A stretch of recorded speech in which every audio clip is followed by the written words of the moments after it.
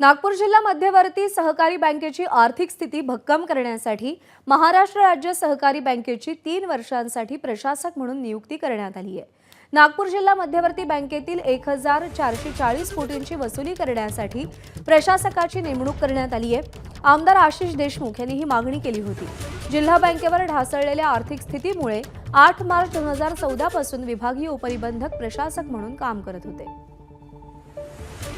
रजत वशिष्ठ आपल्याला अधिक अपडेट देतील। रजत, मुळातच नागपूर जिल्हा मध्यवर्ती सहकारी बँकेची आर्थिक स्थिती जी आहे ती कमकुवत झालेली होती। त्यामुळे 2014 पासून उपनिबंधक जे आहे ते प्रशासक म्हणून कार्यरत होते।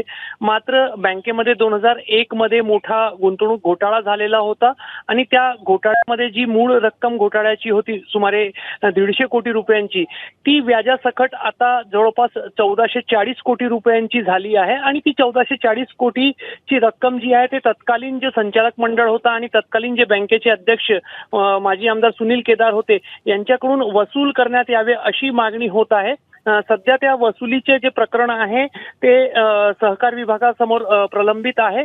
त्याच अनुषंगाने भविष्यात ही सगळी वसुली करायची असेल तर त्याच्यासाठी सक्षम प्रशासक असणं आवश्यक आहे आणि त्याच दृष्टिकोनातून जो राज्य मध्यवर्ती सहकारी बँक आहे त्यांची जिल्हा मध्यवर्ती सहकारी बँकेवर प्रशासक म्हणून नेमणूक करण्यात आलेली आहे। त्यामुळे जो वसुलीचा जो एक प्रलंबित प्रकरण आहे तो येणाऱ्या काही दिवसांमध्ये गतिमान होताना आपल्याला पाहायला मिळेल। असेच राजकीय संकेत जे आहेत ते या संपूर्ण घडामोडीतून दिसून येत आहेत। ठीक आहे रजत, धन्यवाद दिलेल्या माहितीसाठी।